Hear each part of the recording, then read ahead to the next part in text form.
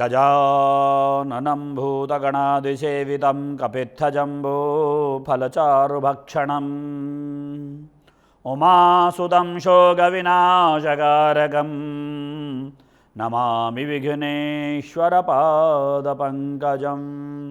विघ्नेश्वराय वरदाय सुरप्रियाय लम्बोदराय सकलाय जगद्धिताय नागाननाय श्रुतियाज्ञविभूषिताय गौरीसुताय गणनाथ नमो नमस्ते।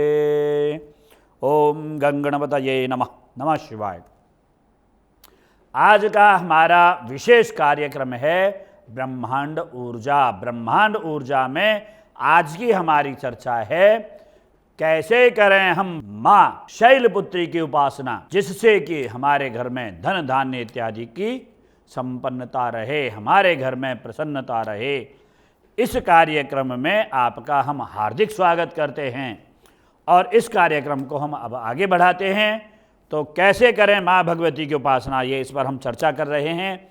तो देखिए, सर्वप्रथम हम माँ भगवती को विराजमान करेंगे तो पहले वहाँ पर जिस स्थान पर हम विराजमान करते हैं वहाँ की सफाई अच्छी होनी चाहिए, पवित्रता होनी चाहिए। ब्रह्म मुहूर्त में हमको उठ करके शौच इत्यादि से अर्थात फ्रेश हो करके स्नान करना चाहिए, नहाना धोना चाहिए, पवित्र शुद्ध धुले हुए कपड़े हमको पहनने चाहिए।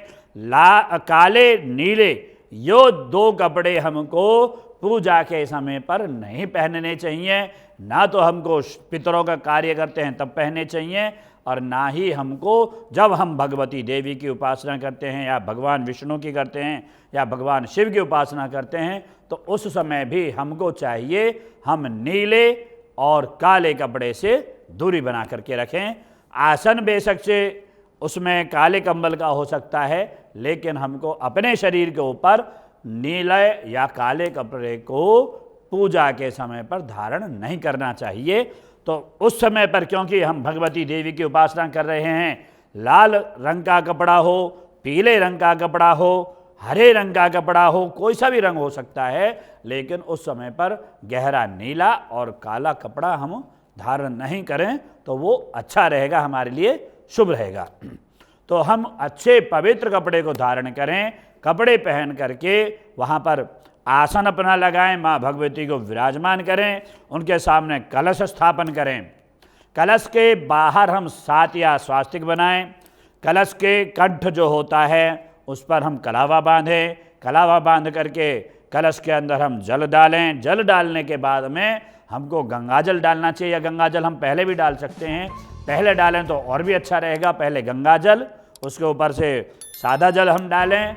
फिर हमको चाहिए आम के 5 पत्ते हों, या आम पीपल गूलर, आम पीपल हो गया, गूलर हो गया, और उसके बाद में गूलर के बाद में बड़ हो गया।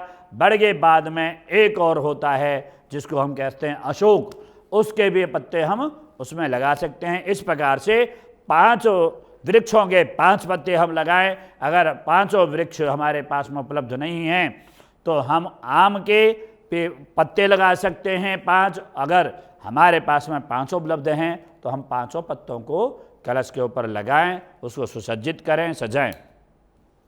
सजाने के बाद में हम भगवती देवी के सामने एक कलश पर हम नारियल स्थापित करें, उसमें वरुण आदि देवताओं को बुलाएं। अगर हम मंत्र जानते हैं तो बहुत अच्छी बात है, मंत्र नहीं जानते हैं तो मानसिक रूप से वरुण देवता का आवाहन करें और प्रार्थना करें, हे वरुण देवता, आप इस कलश के अंदर समस्त नदियों के, समस्त सागरों के सहित और समस्त तीर्थों के सहित विराजमान हो जाएं, समाहित हो जाएं, और हमारे घर को जो सकारात्मक ऊर्जा है उसे परिपूर्ण कर दें। इस तरह से प्रार्थना करके आप कलश के अंदर वरुण देवता का गंध कहते हैं रोली, और चंदन, उसको लगा करके अक्षत चावल, साबुत वाले चावल को हम अक्षत बोलते हैं, तो साबुत चावल को हमें पूजा में प्रयोग करना चाहिए। साबुत चावल और गंध, और उसके साथ में पुष्प अगर गेंदे का है तो उसको हम साबुत लें, या फिर तोड़ते हैं तो उसमें जो उसके अंदर काले बीज होते हैं वो काले बीज हमको पूजा में नहीं लेने चाहिए। वह हम चाहे कोई सी भी पूजा कर रहे हैं, किसी भी देवता की पूजा कर रहे हैं, पितरों की पूजा कर रहे हों, हमको जो गेंदे का फूल होता है उसके काले बीजों को नहीं लेना चाहिए, क्योंकि वो हमारे पितरों के ऊपर भी और देवताओं के ऊपर भी वज्र के समान चोट करता है। अगर वो हम ऐसे पुष्प चढ़ाते हैं तो वो हमारे ऊपर देवता हों चाहे हमारे पितर हों, कुपित होकर के, क्रोधित होकर के हमको श्राप दे देते हैं, तो उसका हमको दुष्परिणाम भोगना पड़ता है। तो हम तो उनको प्रसन्न करने के लिए कार्य कर रहे हैं, उनको क्रोधित करने के लिए नहीं। तो हमको साबुत फूल लेने चाहिए। अगर हम साबुत फूल नहीं ले पा रहे हैं तो हमको ऊपर से उसकी पंखुड़ियाँ ही लेनी चाहिए, और वो पंखुड़ी लेकर के या साबुत फूल लेकर के हम कलश के अंदर उसको गंध, अक्षत और पुष्प, ये तीनों हम जल के अंदर पुष्प कलश में छोड़ें। कलश में जल छोड़ने, ये तीनों चीज़ छोड़ने के बाद में हम शुद्ध पवित्र मिट्टी, अगर तीर्थ की मिट्टी हो, पवित्र मिट्टी, रज हो, उसको हम कलश में छोड़ सकते हैं, सबसे अच्छा है। नहीं तो हमारे आसपास में जो शुद्ध पवित्र जगह हो वहाँ से थोड़ी सी मिट्टी लेकर के उसमें छोड़ें। एक दूर्वा होती है, दूर्वा के ऊपर वाले 3 पंखुड़ी वाला वो अंकुर होता है, उसको तोड़ करके हम उसमें डालें। उसके बाद में हमको एक सिक्का, एक सुपारी भी उसके अंदर डालनी चाहिए, और उस कलश के ऊपर हमको दोने में या कटोरी में या प्लेट में ऊपर तक चावल भर करके वो रखना चाहिए। उसको हम पूर्ण पात्र बोलते हैं। तो वो जब रखेंगे और वो ऐसा हो कि वो जब उसके हम ऊपर नारियल रखते हैं तो वो इधर उधर टेढ़ा ना हो, वो गिरे नहीं। इस प्रकार से वो कलश के ऊपर हम रखें। कलश के ऊपर रखने के बाद में हमको क्या करना चाहिए, वहाँ पर बहुत सी जगह हम कलश को देखते हैं कि जौ बोते हैं, जौ का जो बर्तन होता है, पात्र होता है, उसके अंदर भी बहुत से हमारी माँ बहनें, बहुत से हमारे भाई उस कलश को विराजमान करते हैं, रखते हैं। तो उसके अंदर भी हम रख सकते हैं। उसको वर्धापन कलश भी हम बोलते हैं और पुण्याहवाचन कलश भी बोलते हैं, और कई जगह वहाँ उस कलश को वरुण कलश भी बोलते हैं। तो उसकी कलश की हम स्थापना करें, और स्थापना करने के बाद में कलश के ऊपर चावलों की कटोरी या प्लेट या दोनों रखने के बाद में जो नारियल होता है, उस नारियल को हम गोलाई में इस प्रकार से या तो लाल कपड़े से लपेटें या पीले कपड़े से लपेटें, और लपेटने के बाद में उस पर हम कलावा लपेट करके उसको कटोरी के या दोने को ऊपर रखें, और जो उसकी नारियल की चोटी होती है उस चोटी को हम आगे की तरफ रखें और पीछे उसका वैसा हिस्सा रखें, तो वो अग्रभाग आगे आता है। तो वहाँ पर सर्वप्रथम हमको ये कार्य करना चाहिए। इसके बाद में हम देवी माँ की तरफ बढ़ते हैं। गणेश जी का और माँ भगवती देवी का आवाहन करें। गणेश जी के साथ में माँ भगवती, जिसको हम गौरी बोलते हैं, बहुत सी जगह अवधारणा बनी हुई है, गौरी गणेश की जगह लक्ष्मी जी को बिठा देते हैं, लक्ष्मी जी का पूजन कर देते हैं। लेकिन गौरी माँ भगवती पार्वती के लिए कहा गया है। गौरी और गणेश, माँ पार्वती और गणेश जी का दोनों का पूजन करना चाहिए। तो वहाँ पर हम पूजन करें। उसके बाद में माँ भगवती शैलपुत्री का हम आवाहन करें, या क्योंकि देवा देवी तो एक ही हैं, सब रूप अलग अलग हैं। तो हम इस समय पर उनका जो प्रथम रूप है, पहले दिन का रूप है, जिनका नाम है शैलपुत्री, हिमालय की बेटी, हम उनके स्वरूप का ध्यान करते हैं। वो कैसी हैं?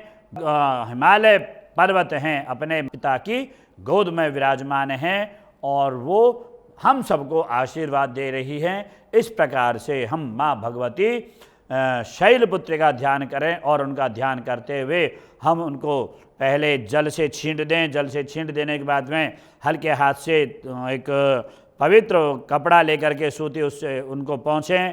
पहुँचने के बाद में उनको तिलक लगाएं, पुष्प चढ़ाएं। पुष्प के बाद में बेल के पत्ते मिल जाएं, बेल के पत्ते चढ़ाएं। पेद के पत्ते चढ़ा करके सुगंधी द्रव्य चढ़ाएं। फिर सौभाग्य द्रव्य में अलग अलग चीज़ें होती हैं। हल्दी होती है, चंदन होता है, कुमकुम होती है और मेहंदी होती है, वो हम चढ़ाएं। उसके बाद में हम धूप दिखाएं, दीप दिखाएं और माँ भगवती का भोग लगाएं।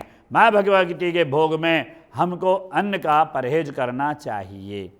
कई जगह होता है, क्योंकि हम इसमें व्रत रखते हैं, व्रत रखते समय हम हल्का भोजन लेना चाहिए, हल्की चीज़ें लेनी चाहिए खाने में पीने में। तो ऐसे में हमको फल के साथ साथ हम कुट्टू या कह सकते हैं सिंघाड़े के आटे का हलवा या उसके पकौड़ी आजकल प्रचलन चल गया है, वो दे सकते हैं।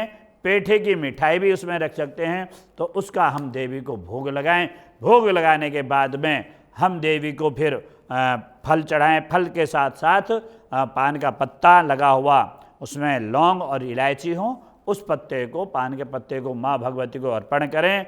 और अर्पण करने के बाद में उनको जो हमसे दक्षिणा बन जाए वो दक्षिणा चढ़ा करके हमें भगवती का कपूर के द्वारा आराधन करना चाहिए। नीराजन का मतलब ये है उनकी आरती करनी चाहिए। आरती करने के बाद में हाथ में, सीधे हाथ में जल ले करके कलश से इस प्रकार से 3 बार उनके सामने से जल घुमा करके हमें कलश के अंदर डालना चाहिए। कलश के अंदर डाल करके अपने ऊपर छींट लगा करके उनकी पुष्पांजलि करके मन से प्रार्थना करके उनके चरणों में समर्पित करना चाहिए। अगर हम मंत्र जानते हैं तो मंत्र के द्वारा समर्पित करना चाहिए उनको। हमें अगर पुरुष हैं तो दंडवत प्रणाम करना चाहिए। अगर हमारी माताएं हैं, बहनें हैं, तो घुटनों के बल पर बैठ करके माथा उनके चरणों में टेक करके उनको प्रणाम करना चाहिए, उनसे आशीर्वाद ले करके फिर वो जो जल होता है हमारे कलश का, पूरे घर में उस कलश के से हमें छींट देनी चाहिए। इससे हमारे घर की जो नेगेटिविटी होती है वो दूर जाती है, सकारात्मक जो ऊर्जा होती है वो हमारे घर में आती है। हमारा घर अच्छे संपन्नता से परिपूर्ण होता है अगर हम ऐसे पूजा करते हैं। हमको ऐसे ही पूजा करनी चाहिए। तो इस समय मैंने आपको प्रथम दिन की माँ भगवती, कह सकते हैं शैलपुत्री या पार्वती माता की पूजा करने का विधान बतलाया है। ओम नमः शिवाय।